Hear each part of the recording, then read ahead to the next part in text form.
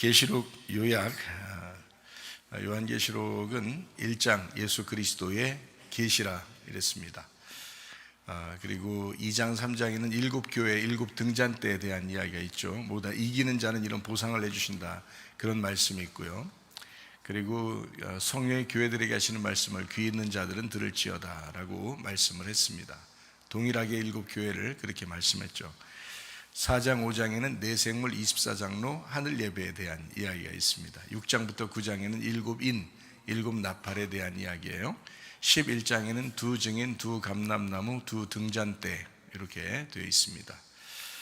14장에는 14만 4천 명 순결한 신부에 대해서 나와 있는 말씀입니다.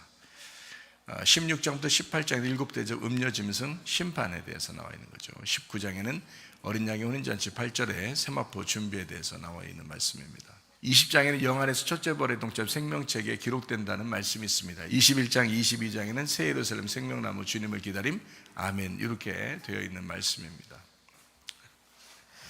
계시록을 이렇게 이제 1장부터 22장까지를 한 번에 쭉 생각하면서 그러면서 이제 하나씩 이렇게 보게 되면 이해가 됩니다. 그리고 계시록을 왜 이렇게 공부를 해야 된다고 생각하죠? 계시록을 공부해야 앞에 있는 내용들을 알 수가 있기 때문에 그렇습니다. 성경책을 여러분 어차피 죽을 때까지 성경책 보고 있다가 성경책 공부하다가 성경책을 통해서 예배를 드리다가 하늘나라에 가는 거거든요. 그런데 이 성경책을 요약을 잘 못하고 또 성경책을 잘 모르면 예배를 드릴 때 좀 불편스럽고, 그리고 생활할 때도 하나님 말씀을 잘 모르니까 판단력이 좀 흐려지고, 그리고 어떻게 기도해야 될지, 어떻게 예배해야 될지, 또 하나님의 뜻대로 살아야 된다는데 하나님의 뜻대로가 하나님 말씀대로인데 그 말씀대로 살아야 되는데 그 말씀대로 살아가지 못하게 되면 우리가 주여 주여만 하는 거죠. 예배를 드릴 때도 뭐 우리 생활할 때도 뭐 열심히 주의 일을 한 것 같은데 나중에 보면 아버지의 뜻대로 한 것이 아니었어요. 자기 생각대로 한 거예요. 그러면 그게 큰 의미가 없거든요. 성경에서는 분명히 야 법대로 해라, 야 하나님 뜻대로 해라 이렇게 하는데 법을 어겨요 사람들이. 그래서 일부러 법대로 다 법을 이렇게 딱 정해놔도 이 법을 다 무시해버리고 아무렇게나 판단해버린단 말이에요 사람들이. 그러면 속상하죠. 듣는 사람들도 속상하고 이거 우리가 뭐 공부해서 뭐 하나, 또는 직장을 가서 이거 뭐 하나, 직장을 가지려고 열심히 노력해도 엉뚱한 사람이 그냥 다 정해놓고 직장 가는가 하면, 공부를 아무리 열심히 해서 똑같은 상태에서 법으로 탁탁 해서 공부를 열심히 한 사람은 잘 되게 하고 공부를 못한 사람은 못하게 하고 그러면 공평할 것인데, 아예 그냥 공부를 잘하든 못하든 상관없이 그냥 자기 아는 사람은 그냥 다 잘 되게 하고 자기 모르는 사람은 뭐 공부 열심히 했어도 소용없이 다 탈락시키고 뭐 이런 식으로 한다면 공부하는 사람이 무슨 재미있겠냐고요. 그렇죠? 법대로 해야 된다는 거죠. 법대로. 그러니까 하나님께서도 우리에게 말씀하시기를 너희들 주여 주여 한다 하잖아요. 예배도 막 드린다, 열심히 산다. 그런데 법대로 안 한다면, 너희가 주의 뜻대로 하지 않으면 그러면 무슨 의미가 있겠느냐 하는 얘기예요. 그래서 주를 위해 산다는 건 말이에요, 많은 일을 해서 하나님이 기억하는 게 아닙니다.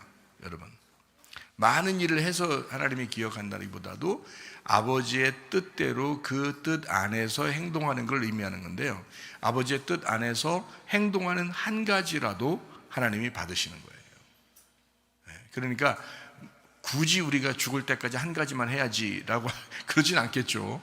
근데 아버지의 뜻대로 내가 한 가지 하든 두 가지 하든 그렇게 작게 하더라도 하나님이 우리를 기억하시겠지만, 우리가 만약에 하나님의 뜻대로가 아니라 하나님의 법을 벗어나서 자꾸 열심히 뭐 100가지 1000가지를 했다 하더라도 그건 주여 주여에 불과하다는 거죠. 그러니까 아버지의 뜻대로 행해야 천국에 들어간다. 그럼 그 뜻이 뭐냐? 법이다.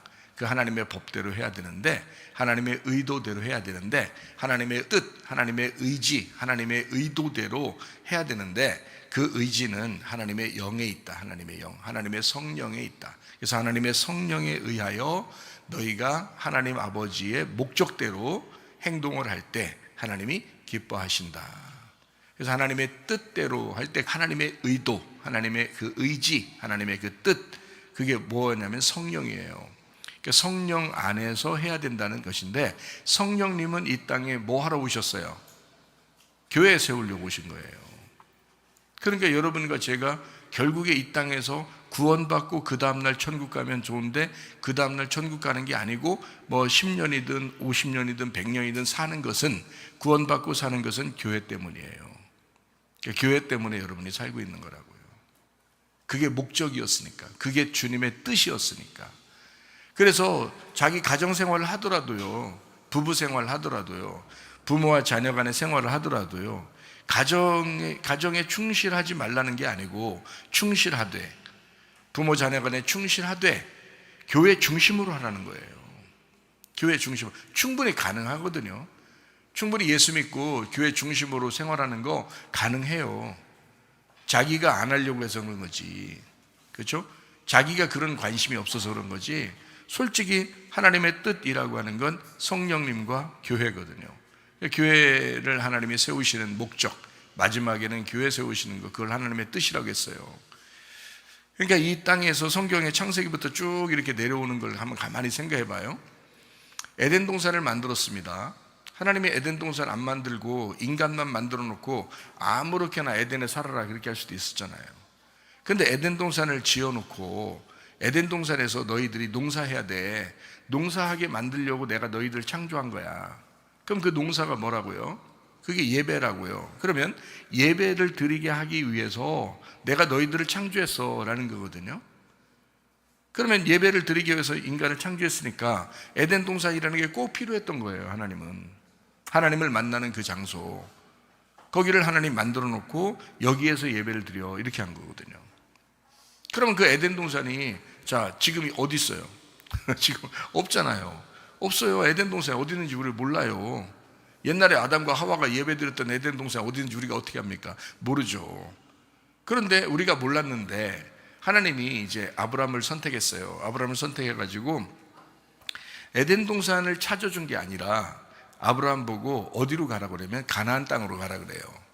가나안 땅으로 가서 그 땅에 내가 너에게 아들을 줄 테니까 땅과 아들을 그 안에서 이제 잘 이제 있어서 아버지와 아들과 성령의 이제 의미로 아브라함과 이삭과 야곱을 주셔서 12 아들을 거기다 심을 거다. 그러니까 하나님의 씨앗을, 말씀을 심을 거라는 얘기예요. 그러니까 처음에는 에덴 동산에다가 씨를 심어서 농사를 짓게 했는데 이제는 가나안 땅에다가 씨를 주셔서 농사하게 한다는 거지. 근데 거기 이제 아브라함의 자손들이 거기 있는 거예요. 그러니까 처음엔 에덴 동산이요, 그 다음엔 가나안 땅이잖아요. 가나안 땅에서 이제 아브라함 자손들이 쭉 살고 있다가 야곱 시대에 애굽으로 내려갑니다. 그리고 이제 모세 때 다시 돌아오게 돼요. 애굽, 광야, 가나안으로 돌아오게 돼서 가나안 땅에는 여호수아가 이제 점령하게 되죠. 그래서 거기에 이제 갈렙도 땅을 차지하게 되고 이제 이스라엘 지파 12지파가 이제 땅을 차지하게 되잖아요. 그래서 가나안 땅을 다시 돌아오게 됐어요. 그럼 뭐냐면 에덴 동산이 가나안 땅이었다는 거예요. 실제로 위치적으로 그렇다는 얘기가 아니에요. 제가 말하는 것은 위치적으로 그렇다는 얘기가 아니라 에덴 동산을 가나안 땅으로 만들어 놨다는 겁니다. 정해놨다는 거예요, 하나님은. 그러니까 성경을 쭉 이렇게 보면요, 정해놓은 땅이 있어요. 처음엔 에덴 동산이요, 두 번째는 가나안 땅이라는 거죠. 그 가나안 땅의 중심이 어디에 있냐면 예루살렘이에요. 그래서 예루살렘에다가 하나님은 성전을 지켜야 합니다.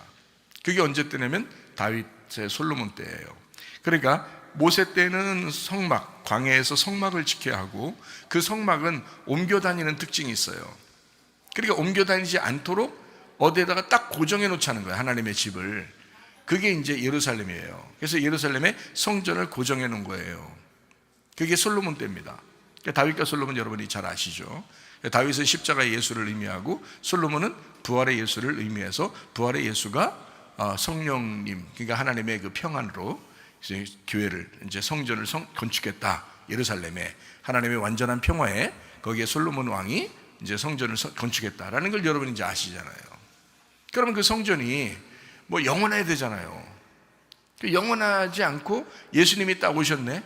예수님 오셔가지고 뭐라냐면, 야, 저기 성전을 봐봐. 저 성전 돌 하나도 돌 위에 남지 않고 다 없어질 거야 그러잖아요. 그럼 한마디로 말하면 이 돌 성전이 어느 날 없어진다는 거예요. 언제까지 이 돌성전이 필요했다는 거예요? 예수님이 오실 때까지만 필요했다는 거예요. 예수님이 오시면 이거 다 필요 없다는 거예요. 돌성전이. 돌 하나도 돌 위에 남지 않고 다 없애버린다는 거죠. 그리고서 예수님이 뭐라 하면 내가 성전이야 그러잖아요. 내가 예루살렘이고 내가 성전이야 그렇게 말하는 거예요. 예수님이. 그러니까 예수님이 예루살렘이요? 예수님이 이제 성전인 거예요. 그리고 예수님이 십자가 못 박혀 돌아가시고 부활하셨네요. 부활하시고 난 다음에 이제 뭐가 와요? 성령님이 오시죠. 성령님이 오시는데 성령을 받으라 그러잖아요. 사람들한테. 제자들은 성령을 받으라 그래요. 오순절에도 성령 충만히 다 임한단 말이에요. 그럼 성령이 오셔가지고 이제 교회가 막 세워지기 시작하는 거죠. 그러면 이제 교회가 건물된 교회도 있지만은 건물된 교회보다 더 중요한 것은 그들 한 사람 한 사람 제자들을 하나님이 부르셨다는 거예요. 그래서 그들의 그 모임을 교회라고 부른 거예요. 자, 그래서 이제 여기서 예루살렘 교회가 이제 시작돼 가지고 점점점 커져요. 그러다가 선교를 하게 됩니다. 그리고 각 지역에 이제 교회가 세워집니다. 그리고 안디옥 교회도 세우죠. 그 안디옥 교회에서 바울과 바나바를 선교사로 내보내요. 그다음에 바울과 바나바가 이제 찢어지죠. 그다음에 이제 바나바는 마가를 데리고 또 다른 지역으로 가고 바울은 신라를 데리고 또 다른 지역으로 갑니다. 그래서 교회를 막 세우기 시작해요. 그래서 뭐 에베소, 빌립보, 골로새 뭐 이런 교회들이 막 세워지는 겁니다. 자, 그럼 그 교회들이 지금 여러분과 제가 있는 동안에 지금도 그런 교회가 지금도 현존하고 거기 안에서 예배드리고 있는 사람들이 있나요? 거기에? 없거든요. 그러면 뭐예요? 그럼 자 봐요. 에덴 동산을 하나님이 세우셨어요. 일시적으로. 그렇죠? 그 다음에 이것이 이제 가나안 땅으로 옮겨졌어요. 아브라함 시대 때 가나안 땅으로 가죠. 그리고 모세 때 이제 여호수아와 함께 이제 광야 성막을 짓고 있다가 이것이 성전으로 이제 옮겨가는데 그것이 성전으로 옮겨가는 때가 다윗 시대 때예요. 다윗 솔로몬 때. 그러니까 에덴 동산이 가나안 땅이 다시 광야가 다시 예루살렘. 그렇죠? 예루살렘 다윗과 솔로몬을 통해서 성전이 세워진단 말이에요. 예루살렘에 딱 고정해놨다고요. 성전은 이제 고정되어 있는 거고 성막은 움직이는 거예요. 천막이니까 가지고 옮기는 거란 말이에요. 옮겨서 거기서 세우면 거기가 이제 예배당이 되는 거죠. 근데 성전을 딱 세워놨어요. 예루살렘에. 그리고 이것은 이제 고정되어 있잖아요. 이건 움직이지 말아야 된단 말이죠. 근데 예수님이 오셔가지고 하는 말이 이거 다 없어질 거야 그러잖아요. 다 없어질 거야. 그러면 누가 이제 성전이라는 거예요? 누가 예루살렘이고? 예수님이 자기가 예루살렘이고 자기가 성전이라는 거예요. 그럼 이 앞에 있는 거 다 필요 없다는 거지. 그러니까 이게 시대적으로 변천해 온 거죠. 에덴 동산이 가나안 땅으로, 가나안 땅이 광야나 가나안으로 다시, 그리고 예루살렘으로. 그래서 예루살렘에 성전이 있는 것이 이제 예수님 때에 다 사라져 버린다. 예수님을 통해서 사라져야 된다. 그리고 이제 로마에 의해서 예루살렘이 실제로 멸망당하면서 성전이 파괴되는 겁니다. 그리고 이제 다 이스라엘 백성들이 흩어지죠. 제자들이 다 흩어집니다. 그러면서 제자들이 가는 곳마다 전도하게 되고 거기서 교회를 세우게 돼요. 건물 교회는 뭐 어느 집을 선정해서 그 집을 자기들이 집을 개방하면 거기가 이제 예배당이 된 거죠. 그렇게 예배당이 시작돼요. 에베소 교회, 뭐 빌립보 교회, 뭐 이런 교회들이 막 이제 생긴단 말이에요. 그렇게 생기다가 지금에 와서는 또 그 교회들도 또 없어져요. 그러니까 에덴 동산, 그리고 가나안 땅, 예루살렘, 그리고 뭐 소아시아 무슨 교회들, 뭐 이런 교회들이 점점 있었는데도 다 이제 지금은 사라지죠. 그리고 지금은 어디에? 각 나라에, 전 세계의 각 나라에 예수를 찬양하는 자들이 막 생겨나요. 그 교회들이 막 생겨났죠. 이런 보이는 교회도 있지만 보이지 않는 교회가 있다고요. 그게 바로 어디냐면 우리 마음 속에. 그러니까 성령님이 계시면 거기가 교회예요. 그런데 성령님이 계시면 우리 안에도, 성령님 계시면 우리 안에 하나님이 성전 삼는다고요. 그럼 성전이 에덴 동산에 있었던 것이 어디로 왔던 거예요? 이제 점점 에덴 동산에서 가나안 땅으로, 가나안 땅에서 광야, 다시 가나안, 그리고 예루살렘에, 그리고 예수님 시대 때 다 사라지고 그 다음에 모든 교회들이 흩어졌다가 지금 어디로 들어온 거예요? 우리 마음으로 들어온 거잖아요. 우리 마음으로. 그러니까 이게 마음의 성전으로, 보이지 않는 마음의 성전으로 바뀌었다는 거죠. 예배 장소가. 무슨 말인지 알겠죠? 이거를 설명해 주는 데가 이제 계시록이에요. 그래서 이 과정을 앞에부터 쭉 내려오는 과정을 통해서 마지막에 계시록에서 요거를 요약하고 요거를 설명해 주는 거라고요. 그러니까 하나님의 성령이 너희에게 오셔서 이거 너희를 교회 만들 것이다. 이걸 성전들을 이 교회 만들 것이다. 그래서 이게 새 교회, 그러니까 새로운 사람이 된 새 예루살렘 교회가 될 것이다 라고 얘기하는 거예요. 이건 보이는 교회가 아니에요. 보이지 않는 교회를 얘기하는 것입니다. 그러니까 건물도 중요하지만, 왜냐하면 건물이 있어야 모이죠. 건물이라는 건 껍데기잖아요. 껍데기가 있어야 그 알맹이가 보존되잖아요. 그래서 껍데기가 필요하니까 이 껍데기, 예배당이라는 껍데기를 통해서 그 안에 진짜 배기가 여러분과 저예요. 그러니까 알맹이죠. 우리의 또 진짜 배기 알맹이는 누구예요? 성령님이시죠. 우리 안에 계신. 그러니까 성령님이 계신 우리 사람들을 교회라 그러고, 이것을 모여 있게 만드는 장소를 예배당이라고 그러는 거잖아요. 그렇죠? 그래서 이 장소들이 에덴 동산도 실제로 장소였었어요. 거기서 예배를 드리고 농사진 거죠. 장소. 가나안 땅도 실제로 장소죠. 그리고 광야에 있었던 성막, 그리고 예루살렘에 있는 가나안 땅 예루살렘의 성전, 그리고 지금도 이스라엘 땅 이렇게 있죠. 지금도 이스라엘 땅. 그러니까 이 성경이 사라지지 않는 한 이스라엘을 하나님이 보존하셔야 된다고요. 그래야 이 말씀이 없어지지 않으니까 이 순서를 딱딱딱 정해서 지금 예수 그리스도께서 십자가 못 박혀 돌아가시면서 앞에 있는 모든 보이는 교회들, 보이는 성전들을 다 사라지게 한 것입니다. 그러니 예수님을 통해서부터는 안 보이는 성전을 만들겠다는 거예요. 그게 누가 와야 가능한 거예요? 성령님이 와야 가능한 거예요. 그래서 예수님이 하는 말이, 야, 니네들 주여 주여 한다고, 하나님 믿는다고 아무리 소리치고 외쳐도 100번 1000번을 해도 소용이 없어. 하나님의 뜻대로 행해야 되는 거야. 그 하나님의 뜻이 뭐냐면 성령님이야. 성령님의 뜻대로. 그러니까 성령님이 뭘 원하는 건데, 성령님이 와가지고는 보이지 않는 교회를 만든 거란 말이에요. 성령님이 와서는. 그러니까 너희들이 뭐에 충성해야 되는 거야? 뭐를 위해서 사는 것을 하나님이 기뻐하신다는 거야? 아버지의 뜻대로. 그게 뭐야? 교회죠. 그 아버지의 뜻이 교회란 말이에요. 그러니까 성령님이 오셔서 아버지의 뜻인 그 교회를 위해서 사는 것을 하나님이 기억하시겠다는 거예요. 지금은. 그래서 저는 이 성경책을 완전히 요약해서 보니까 교회가 마무리다. 지금 이 시대의 마무리는 교회다. 완성은 교회에서 한다. 그래서 교회에서 완성하고 이 땅의 교회에서 완성하는 것을 지상의 천년왕국이라 한다.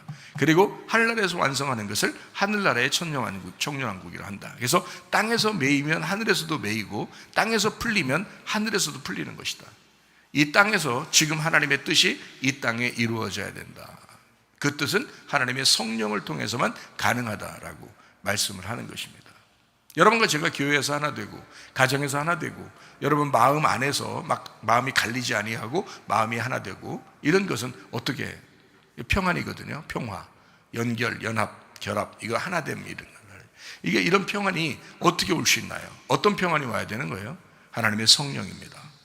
성령이 아버지의 뜻이니까 그 성령 안에서 많은 일을 하지 못해도 너희가 그 성령 안에서 한 가지 일을 하더라도, 교회를 위해서 하는 것, 그 한 가지 일을 위해서라도 하면 그건 아버지의 뜻대로 행하는 것이다 라고 하는 거죠.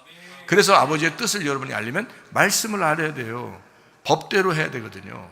법이 없이 이 법을 모르고 그냥 막 무작정 노력했으니까, 내가 이만큼 했으니 하나님 나한테 이만큼 주셔야지, 내가 이만큼 했으니 이만큼 축복받을 거야 라고 그렇게 생각했다는 오산입니다.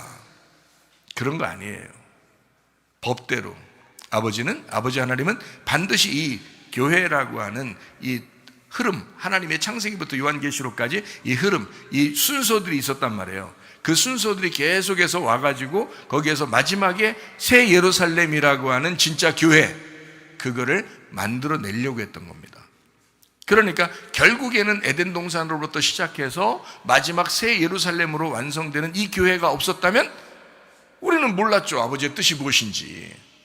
이것이 없었다면, 이 계시록에 있는 이 새 예루살렘을 우리가 몰랐다면, 이게 진짜 하나님의 그 성전, 하나님의 교회라는 걸 우리가 몰랐다면, 우리는 뭐 앞에 내용이 우리가 왜 사는 건지, 왜 우리가 교회를 모여서 예배를 드리는 건지, 이거 하나님 말씀의 뜻이 무엇인지, 아버지의 뜻이 무엇인지, 그냥 우리가 뭐 하나님 그냥 열심히 믿으면 되는 거 아닌가라고 생각하는 그런 뭐 이렇게 착각하는 거죠. 예배를 드리면서 그렇게 살아가는 거예요, 그냥 사람들은. 근데 하나님은 그런 거 원하는 게 아니거든요. 하나님은 야, 너희들 웃으면서 해도 돼. 너희들 아주 즐겁게 해도 돼. 안식을 누리면서 해도 돼. 대신에 아버지 뜻대로 행해야 되는 거야.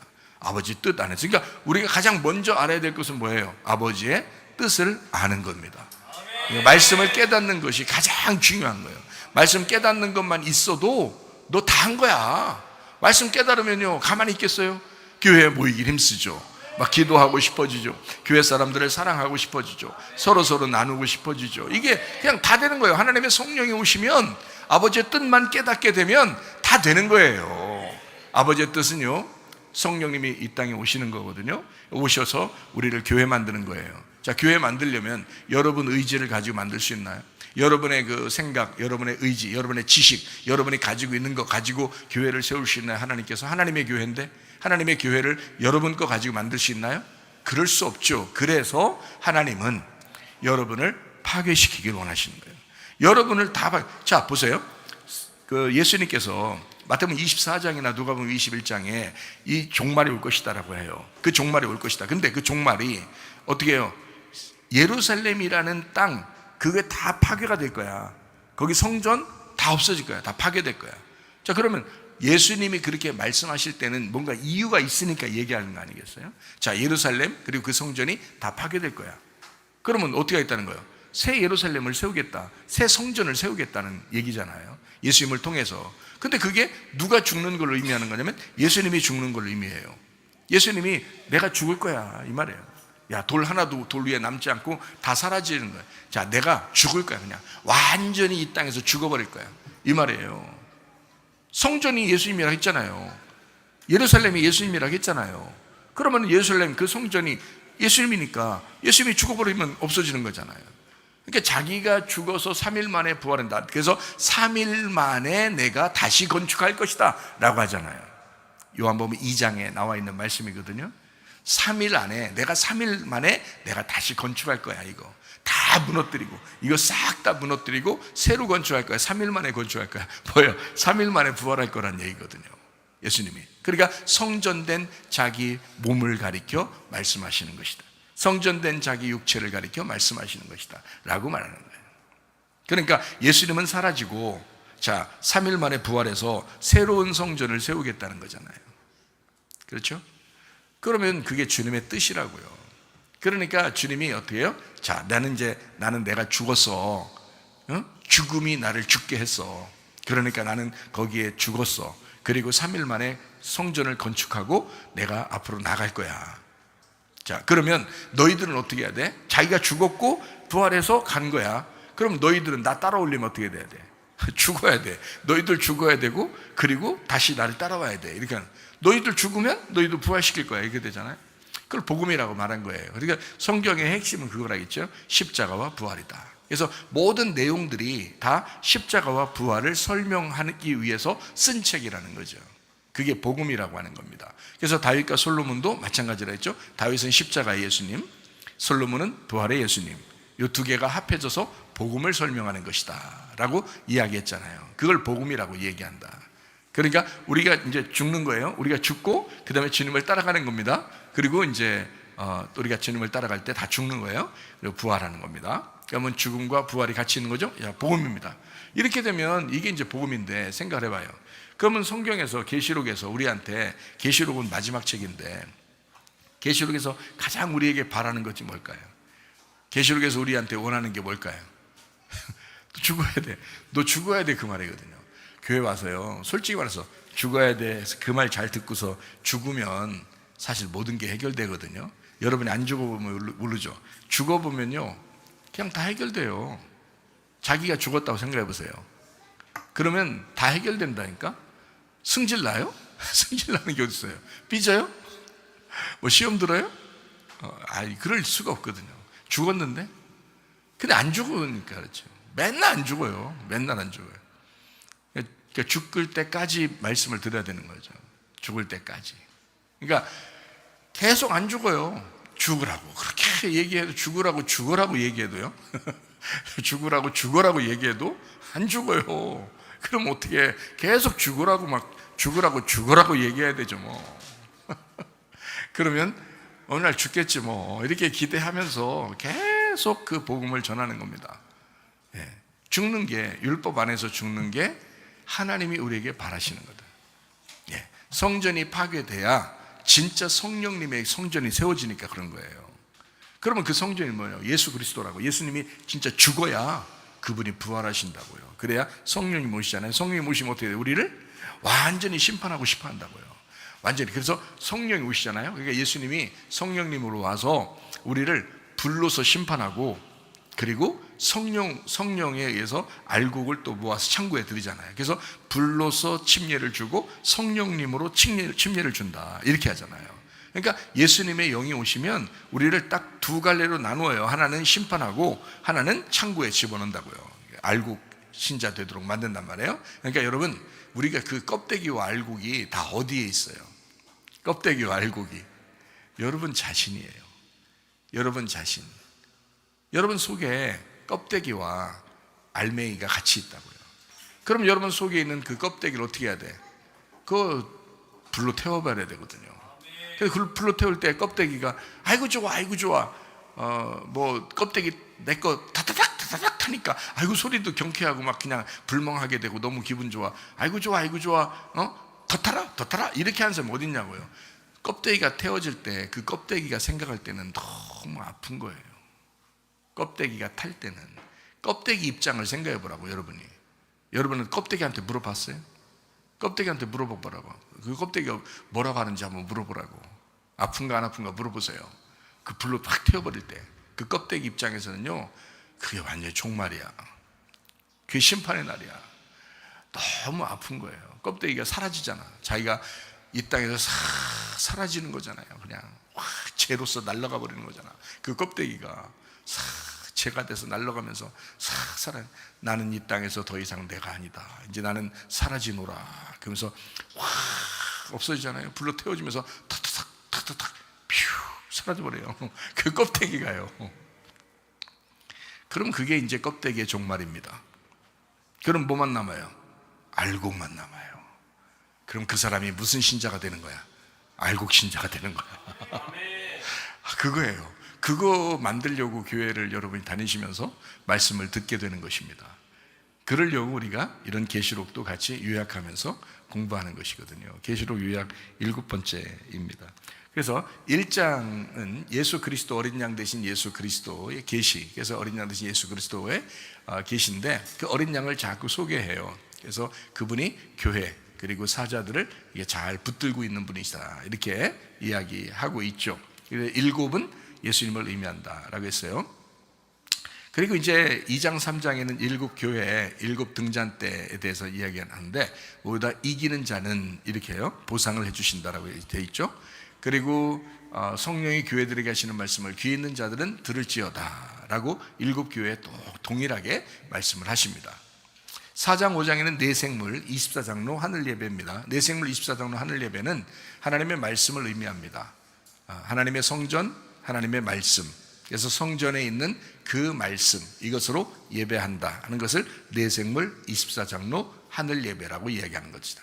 땅의 예배가 아니죠. 하늘 예배입니다. 하늘 예배는 영적인 예배를 의미하는 거예요. 그러니까 내생물 24장로도 역시 영적인 이야기니까, 그래서 영의 예배를 얘기하고 하늘의 예배를 얘기하는 것이다. 땅의 예배가 아니에요. 그 말은 땅에서 들림 받았다는 얘기예요. 그리고서 예배하는 겁니다. 에녹이 그렇게 살았죠. 하나님과 동행하더니 이 세상 사람이 아니게 되었더라.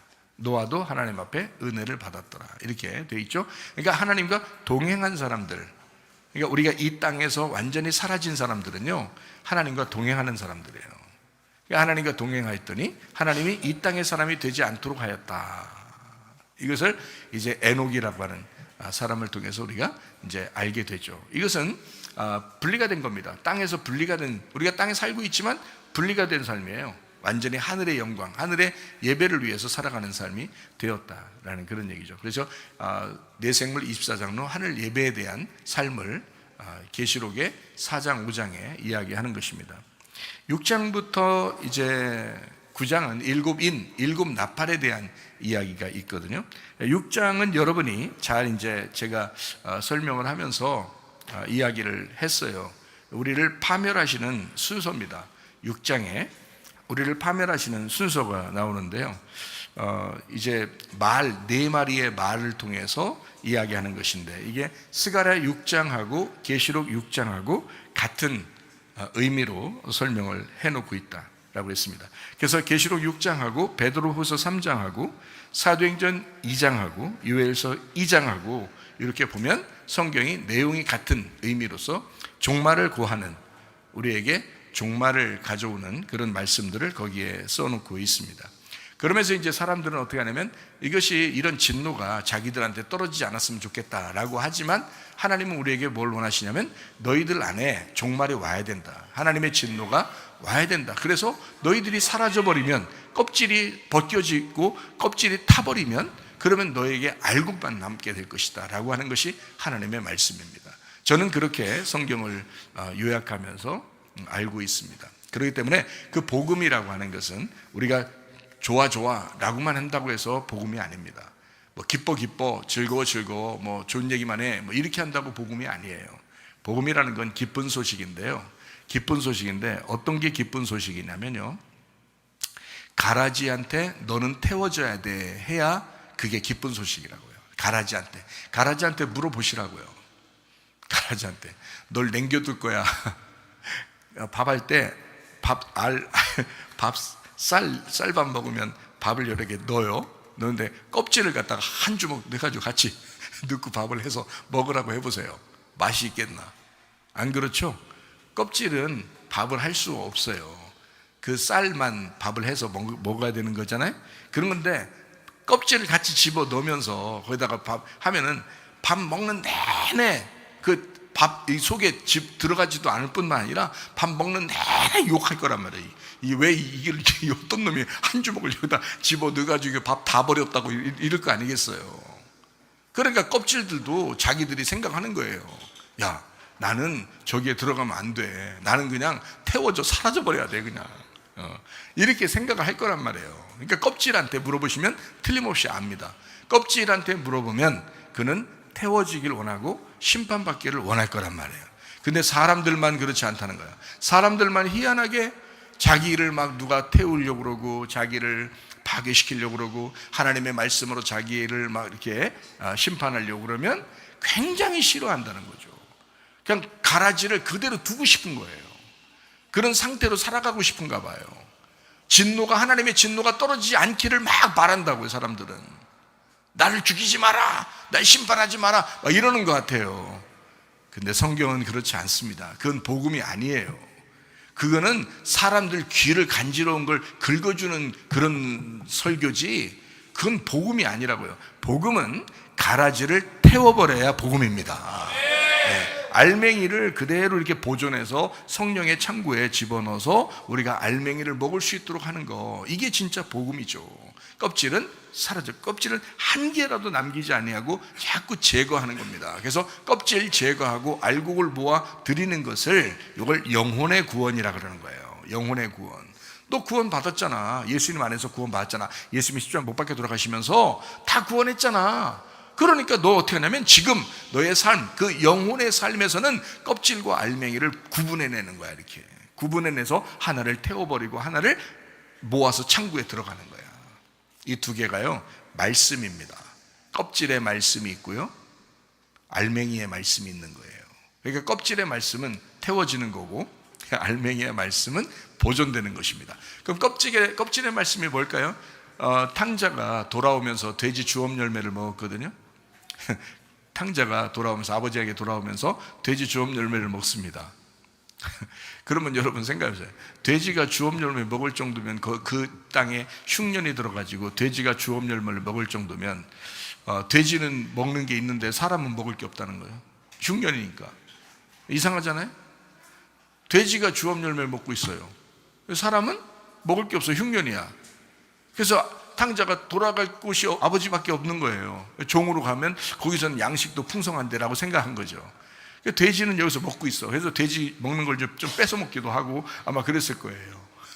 그럼 그 돼지 주업 열매를 같이 이제 먹으면서 뭐라고 생각했을까? 탕자가 돼지 주업 열매를 뺏어 먹으면 돼지도 엄청 인상 팍팍 쓰고 눈썹 위로 탁 치켜 올리고 아마 탕자를 보고 그럴 거예요. 야, 흉년 들어서 나도 먹기 힘들어 죽겠는데 넌 내 걸 뺏어 먹냐 이놈아? 이러면서 아마 그렇게 인상 쓰면서 아마 쳐다봤을 거예요. 탕자도 좀 흠칫흠칫 놀라면서 살금살금 가가지고 아마 그 딱 마주하면서 이게 살짝 뺏어 먹다가 돼지가 탁 쳐다보면 아마 깜짝깜짝 놀라고 아마 그랬을 거예요. 이 탕자가요. 더러워서 못 먹겠다 진짜. 내가 아버지한테 내가 가야 되겠다. 아버지네 집은 종이라도 막 풍성하게 먹을 텐데 그것도 알맹이를 먹을 텐데 이거 껍질 먹으면서 이거 돼지가 그냥 나를 갖다 이거 막 못 잡아먹어서 한 달 안달하는 이런 삶을 내가 살아야 되겠냐. 그래서 내가 도저히 안 되겠다. 내가 팍 뿌리쳐 일어나서 돼지를 보면서 아마 그걸 깨달았을 거예요. 얼굴을 탁 돼지하고 마주보면서 네가 나구나, 내가 너구나, 내가 돼지구나, 내가 이 껍질만 이렇게 먹으면서 살아가던 내 인생이었구나 라고 하는 것을 깨달은 거예요. 돼지 주업 열매가 성경적으로 말하면 말씀의 껍질을 얘기하는 겁니다. 말씀의 껍질을 먹는 돼지 같은 말씀의 껍질을 먹는 자들, 그들이 누구예요? 유대인들, 율법사들, 서기관들, 바리새인들이에요. 그 사람들이 돼지들이라고요. 그들이 먹는 음식이 껍질이라고요. 그게 율법의 껍질, 그 말씀들이라고요. 근데 아버지의 집에는 뭐가 있어요? 율법의 껍질이 아니에요. 복음의 알맹이들이 있다고요.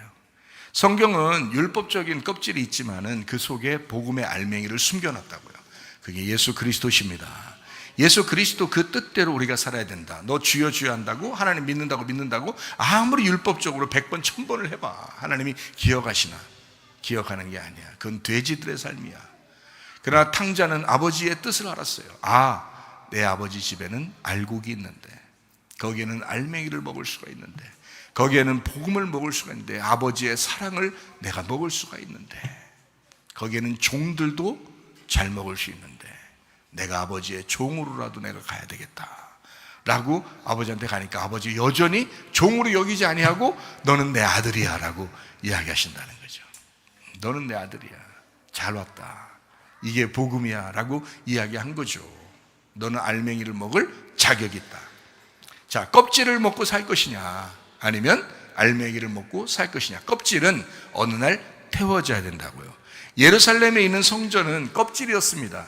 그리고 예수님이 알맹이였습니다. 그러니까 예수님이 오게 되면 예루살렘에 있는 성전은 돌 하나도 돌 위에 남지 않고 다 무너져야 된다는 거지.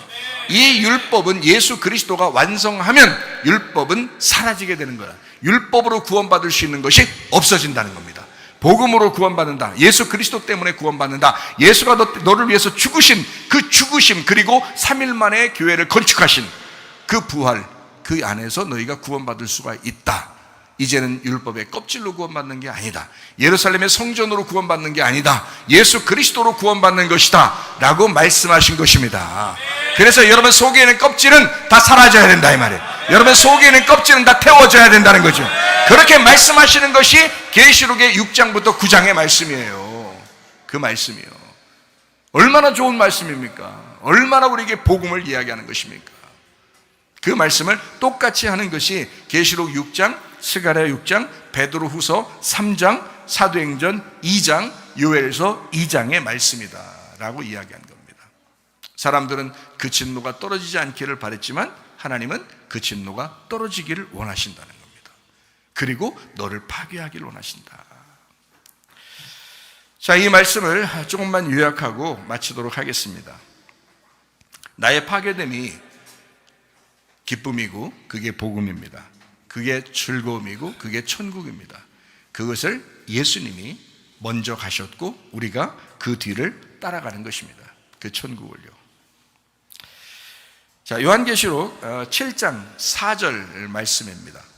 내가 인침을 받은 자의 수를 들으니 이스라엘 자손의 각 지파 중에서 인침을 받은 자들이 14만 4천이니 14만 4천 명이라고 하는 것은 12 곱하기 12 곱하기 1000이라고 했습니다. 계시록 7장 9절 말씀입니다. 이 일 후에 내가 보니 각 나라와 족속과 백성과 방언에서 아무도 능히 셀 수 없는 큰 무리가 나와 흰옷을 입고 손에 종려가지를 들고 보좌 앞과 어린 양 앞에 서서라고 되어 있습니다. 이 일 후에 아무도 셀 수 없는 큰 무리가 있어. 흰옷을 입고 왔다 이렇게 이야기합니다.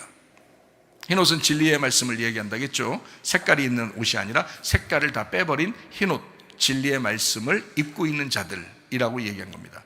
그러니까 여러분과 제가 만약에 성도라도 제가 가장 사모하고 제가 가장 원하는 것이 이런 말씀을 안다면, 이런 말씀을 여러분 들었다면, 제가 밑에서 성도로서 내가 들었다면 제가 가장 사모하는 말, 내가 원하는 것이 무엇일까요? 그게 진리의 말씀을 들어야 되겠다. 진리의 말씀을 들어야 되겠다. 그게 흰옷 입는 거니까 내가 진리의 말씀을 사모해야 되겠다. 진리의 말씀을 사모해야 되겠다. 내가 진리의 말씀 듣다가 천국 가야 되겠다. 이렇게 하는 것이 정상입니다. 그게 정상적인 보통 사람들의 성도의 생각들이에요. 진리의 말씀을 들어야 되겠다. 그러면 뭐가 진리냐, 뭐가 진리의 말씀이야 라고 하는 것을 자꾸 깨달아야 되겠죠. 그래서 진리의 말씀이 여기에 있느냐, 진리의 말씀이 진짜 여기에 있느냐라는 것을 구분해야 되겠죠. 자꾸 분별하고 기도해야 되겠죠. 그 진리의 말씀을 듣는 것이 우리에게는 흰옷 입는 준비니까. 그래서 흰옷을 입은 큰 무리가 주님 앞에 왔다, 어린 양 앞에 왔다라고 했습니다. 이것이요, 계시록 14장에 나와 있는 14만 4천 명 순결한 신부를 얘기하는 겁니다. 14만 4천 명 순결한 신부. 7장 14절 말씀입니다. 내가 말하기를 내 주여 당신이 아시나이다 하니 그가 나에게 이르되 이는 큰 환난에서 나오는 자들인데 어린 양의 피에 그 옷을 씻어 희게 하였느니라. 자, 이것은 이스라엘 백성만을 얘기하는 게 아니죠. 이건 지금 많은 무리가 흰옷 입고 그리고 큰 환난 가운데서 나오는 어린 양의 피에 옷을 씻은 사람들, 어린 양의 피에 옷을 씻으면 휘어진다는 거예요. 더 휘어진다는 거예요. 어린 양의 피에 옷을 씻으면, 그럼 어린 양의 피가 뭐라는 거예요? 복음으로 씻는 거예요. 여러분 복음의 말씀을 들으면서 계속 씻는 겁니다. 그러면 계속 옷이 휘어지는 거예요, 여러분이. 지금은 옷을 다 각자 울긋불긋 다 옷을 다 다르게 입었잖아요. 앉아서 다르게 입고 앉아 있잖아요. 그래서 여러분이 뭘로 지금 여러분 옷을 씻는 거예요? 여러분 마음의 옷을, 여러분 속에 예수 그리스도한테 가는 그 옷을 입었을 텐데 그 옷을 어떻게 세탁을 할 거예요? 복음의 말씀을 듣는 거예요. 어린 양의 피의 말씀을 자꾸 듣는 거예요. 그 어린 양의 피의 말씀으로 자꾸 뿌려주면 여러분이 깨끗해지는 거지. 흰옷 입게 되는 거지. 그럼 그렇게 하나님 앞에 가는 거예요. 우리가 다른 옷 입고 가는 게 아닙니다. 흰옷 입고 가는 것입니다. 빛나고 깨끗한 세마포 옷을 입는 거, 이것은 우리의 어린 양의 피로 깨끗하게 씻는 거예요. 참 희한하죠. 다른 이 세상에 이렇게 씻는 거하고 완전 틀리죠, 그죠? 피로 씻는데 깨끗해져, 희게 돼요. 피로 씻는데 더 깨끗해지고 더 희게 되는 거예요. 뭘로 얘기하는 거겠어요? 이게 진짜 이 땅에 흐르는 어떤 피를 얘기하겠어요? 그런 얘기가 아니겠죠. 복음을 얘기하는 겁니다. 핵심을 얘기하는 거예요. 성경의 그 핵심, 하나님의 그 사랑, 하나님의 사랑으로 오신 그 어린 양, 그의 피를 얘기하는 거예요. 그러니까 하나님의 사랑, 그 복음이 이 속에서 흘러나가는 거죠. 그걸 전하는 거예요. 그 사명을 맡은 자가 주의 종이고요, 그것을 전달하는 겁니다. 그럼 여러분에게 전달함으로써 저도 깨끗해지고, 여러분이 전달받음으로써 여러분도 같이 깨끗해지는 거란 말이에요. 그래서 흰옷 입고 같이 가는 거예요. 제가 그 사명 감당하지 못하면 그럼 안 되죠. 저도 제 사명을 잘 감당해야 되는 거죠, 끝까지. 그래서 그 복음을 누구에게라도, 여기 있는 사람들한테도 뿐만 아니라 다른 여기 없는 사람들한테도 지금 복음을 계속 증거하는 거죠. 지금 시대가 얼마나 좋습니까? 하나님의 그 역사, 하나님의 놀라운 역사를 우리가 서로 경험하는 것입니다.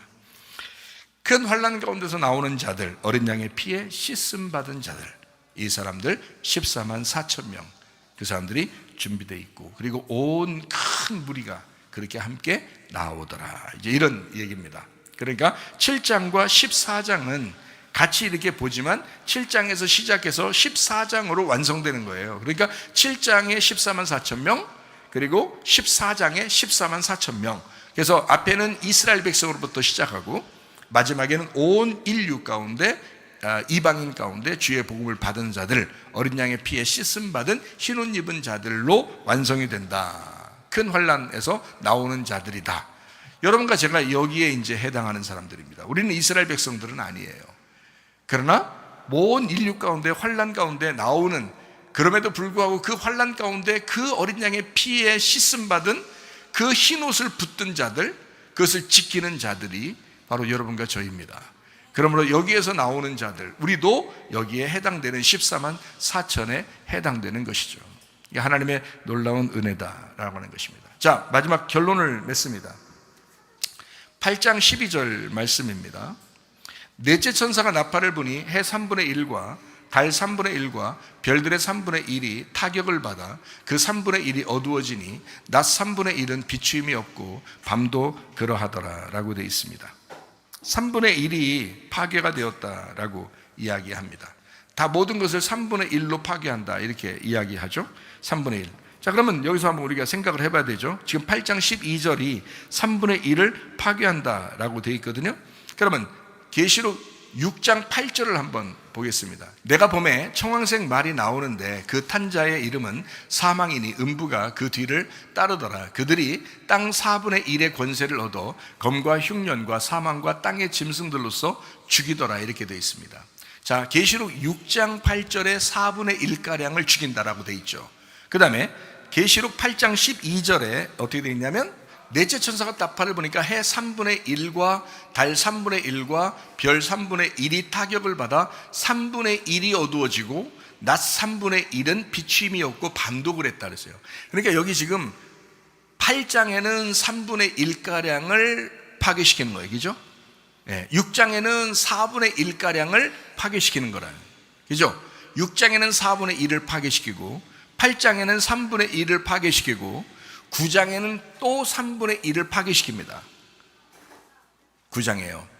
그리고 난 다음에 이제 마지막에 돼서는 16장부터 18장까지에 완전히 다 멸망시켜버려요.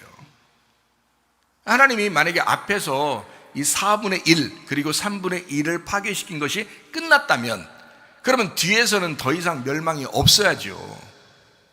근데 뒤에서 멸망이 그대로 있다. 왜? 하나님은 완전 파괴를 원하시니까 그런 거예요.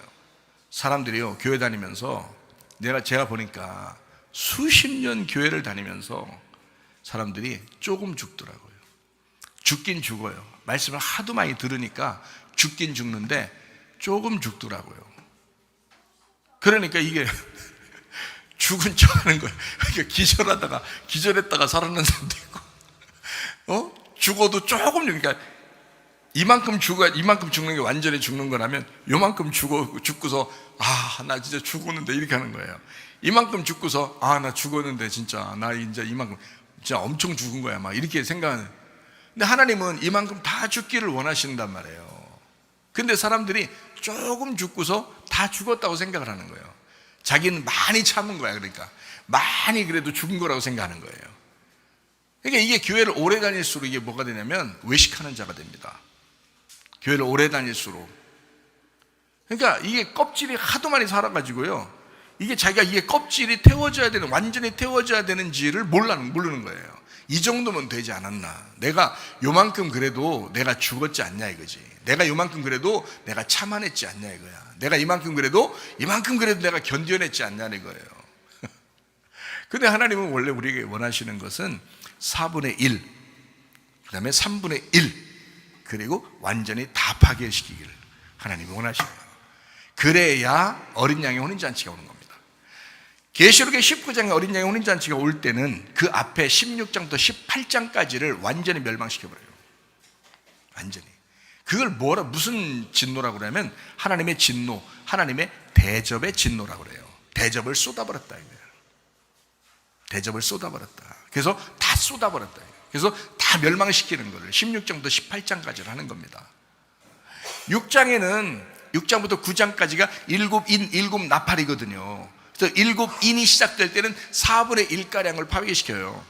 4분의 1가량을.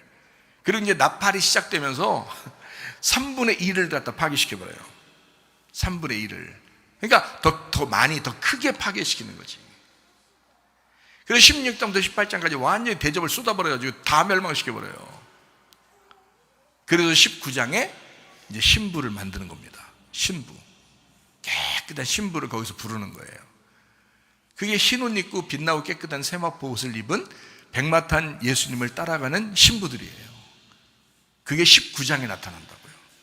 그러면 여기서부터 여기까지는 6장부터 지금 18장까지는요, 7인, 7나팔, 7대접에 대한 진노의 역사예요. 그러니까 완전히 처음부터 다 파괴시키면 얼마나 좋아요. 그게 아니거든요. 조금씩 깎아 나가는 거예요. 조금씩 파괴시키고 조금씩 그걸 태워 나가는 거예요. 하나님의 말씀으로. 여러분, 복음의 말씀이 여러분에게 온다면 가라지는 태워지는 게 복음입니다. 알곡은 모아지는 게 복음인 거예요. 여러분 속에서 그리스도 예수 안에 태워질 건 태우고 또 곳간에 모아질 것은 모아져서 주님의 나라에 갈 때까지 어린 양을 따라가는 어린 양의 피에 씻음 받은 주의 사람들이 다 되시기를 바랍니다. 우리 한번 기도하겠습니다. 하나님 앞에 기도할 때, 하나님, 우리가 어린 양의 피에 씻음 받은 주의 사람들이 다 되게 하옵소서. 주의 뜻대로 살다가 주님 만나게 하옵소서. 기도합니다. 우리 하나님 아버지 인도하시고 사랑하심을 감사합니다. 아버지 하나님이시여 우리를 파괴시키시길 원하시는 주님, 아버지 어린 양의 피에 씻음 받은 주의 백성들, 하나님 아버지 큰 환난 가운데 나오는 주의 사람들, 아버지 주님을 따라가다 주님은 주님과 동행하다가 주님 만나게 도와주시옵소서. 비염은 떠나갈지어다, 아토피 떠나갈지어다, 위장병 떠나갈지어다, 어지럼증 사라질지어다, 두통은 사라질지어다, 류마티스 관염 떠나갈지어다, 어깨 통증 사라질지어다, 허리 디스크, 목 디스크 떠나갈지어다, 심장병 온전해질지어다, 각종 종양 암떠리 떠나갈지어다, 감기 몸살 온전해질지어다, 협착증 사라질지어다, 건선피부 온전해질지어다, 이명은 사라질지어다, 자가면의 질환 온전해질지어다, 식도염 사라질지어다, 유력에서 떠나갈지어다, 전립선 온전해질지어다, 우울증 불면증 환자의 들어오는 조조 다 떠나갈지어다, 음란 거짓 도질 미움 욕심은 다 떠나갈지어다. 우리 하나님 그리스도 예수의 사람으로 주님과 동행하다가 주님 만나게 하옵소서. 주님의 뜻을 잘 파악하고 알게 도와 주옵소서. 예수님 귀하신 이름 받들어 기도 올리옵나이다. 아멘. 주님 감사합니다. 우리 하나님 아버지 함께 하시고 사랑하심을 감사합니다.